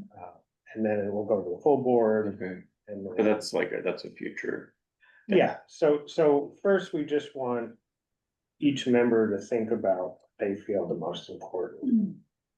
And the Okay. most pressing need is Mhm. among these, or again, you can choose, if it's not listed here, you can choose right, essentially. Mhm. So, when should a committee need a decision for this? Before which month? So, as I was saying, I will be sending an email tomorrow, with this, resolution, text that I have on the screen right now to the committee members. With the thought that in a couple of weeks' time, you can submit your thoughts back to the office. The office will compile everyone's thoughts, send it out to everyone on the committee. And then at the next meeting, in April, the committee can, essentially discuss, and come to hopefully a consensus, around one particular area. And then, like I said, also land use committee will also be looking at this and they'll propose an area. And, if there's agreement, then that's great. If Yeah. there isn't, then you'll have to decide between the committees. I Okay. think Jerry has Jerry. Yeah, so, Jerry, would you? Yeah, howdy, folks. The question makes me think just about how public is all this data. I know that participatory budgeting, for example, does aggregate data and can say for the calendar year 2025, planting trees was our number one proposal. Will the public be able to see the statement of needs for each of the community boards? And does anyone actually chunk the data so that we could say, oh, look, across the 5 boroughs, this aspect of affordable housing is a clear winner, as a tool to sort of make sure that, as one of the participants from the community was on the call, that the community is in fact represented. Thanks.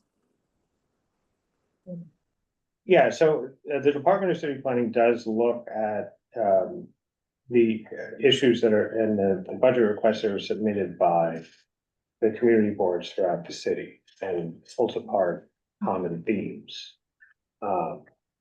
So city planning, does look at all of the community boards, the budget requests and district need statements.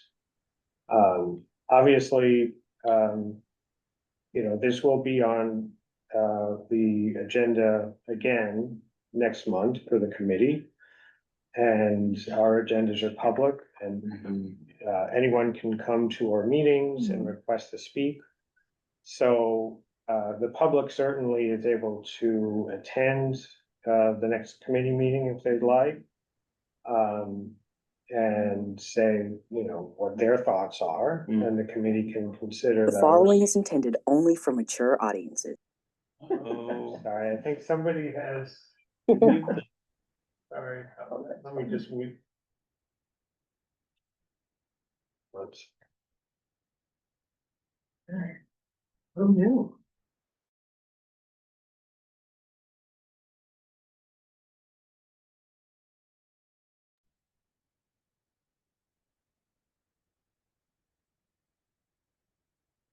From being on the subgroup, working on the housing study, I was thinking, would this be a situation where like, let's say we had already completed our housing study, that we could better answer the questions, or we at least have more informed. Cause right now, even with like affordable housing creation versus affordable housing retention, I think was the one, like now I wish I had more information from our housing study. I know we're still just Yeah, like scratching the surface.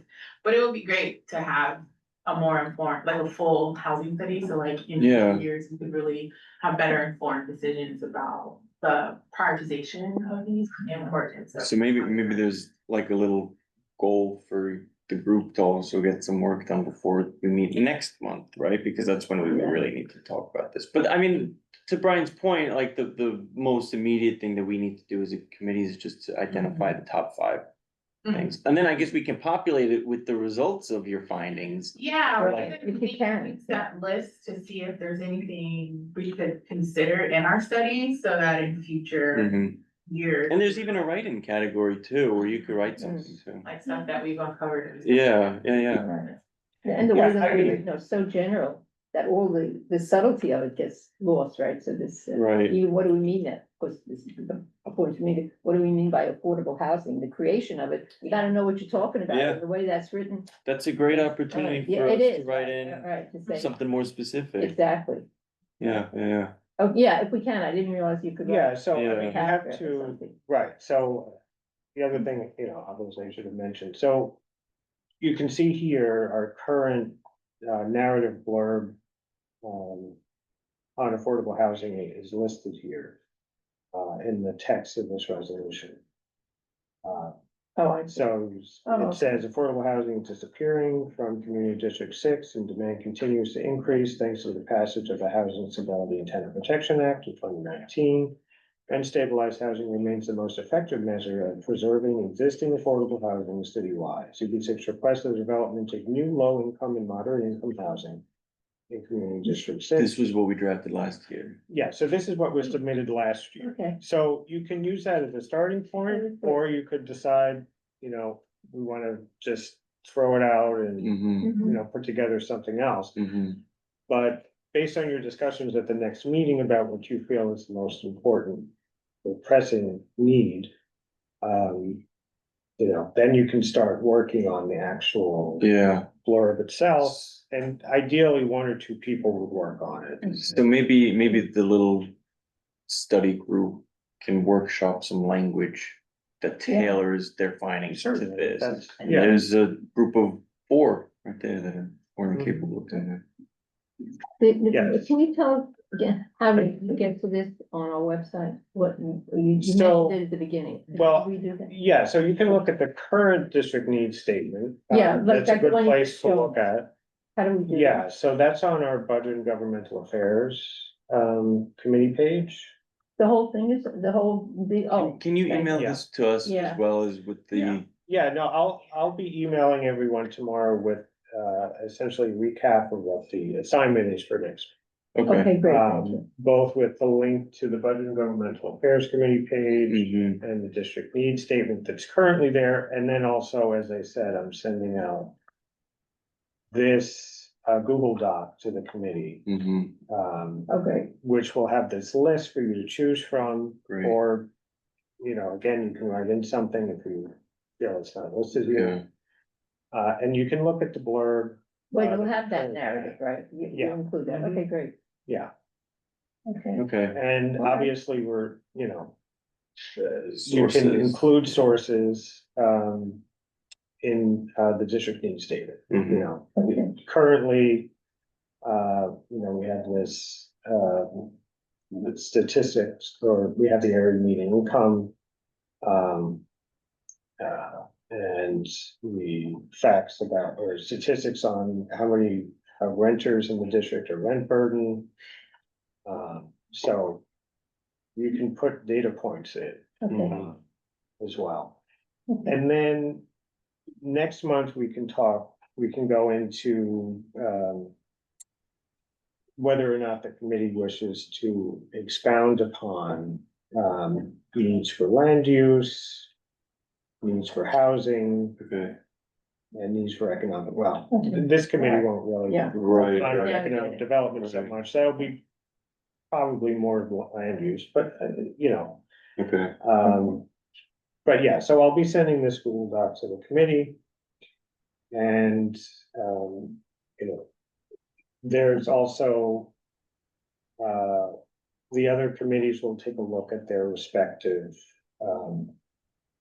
needs as well. Okay. Well, so that'll be next on the agenda, next one, so we'll. I guess, yeah, so it'll be next Yeah. month's agenda. Yeah, so the thought is that this is something that the committee will continue to work on over the next several months. This is great. All right, great. Okay. Well, thank you. And then I guess we have homework for this too, in which we all need to submit our Yeah. top, you said top Well, five? top, your one top. The choice. one top choice, Yeah. okay, great. In your Right. opinion, so just to get the ball rolling for next month's meeting, Mhm. so you can all discuss it. Great. Jerry wants to say something. Well, no, he did already. I think he forgot the. No, I think No. His hand again. Just a quick question. Can we see last year's response from the city agencies for our request?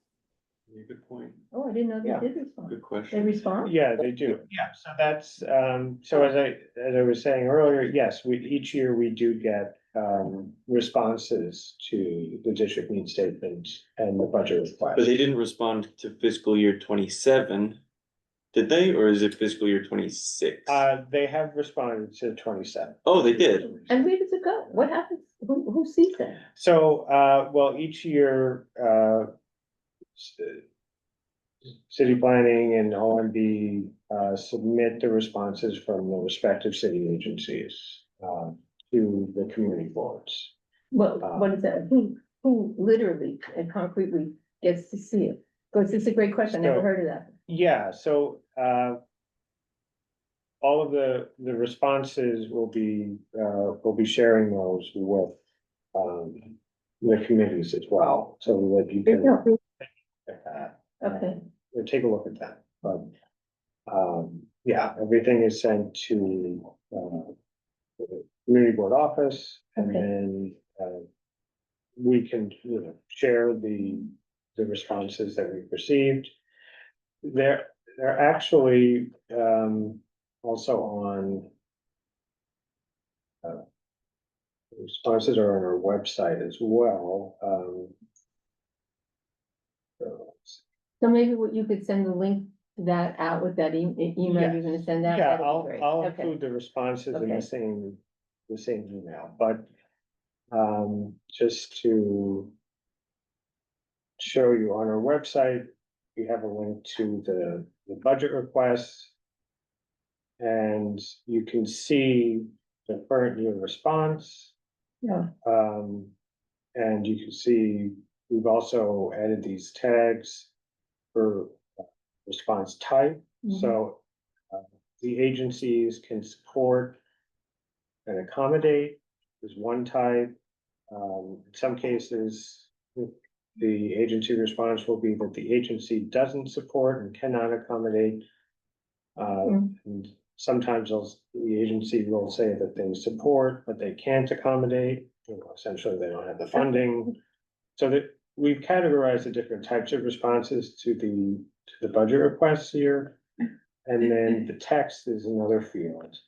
And you can also see, going back several years, because many of these, budget requests have been made, for several years. We include the history, so in some cases, looking at just this top one here. More affordable housing has been, the fiscal year 2027 rank. One in the fiscal year 2028 rank so far. This isn't finalized, but, Yeah. we're assuming it might be number one. This is the whole blurb here Mhm. that we sent for fiscal year 2027. We obviously haven't,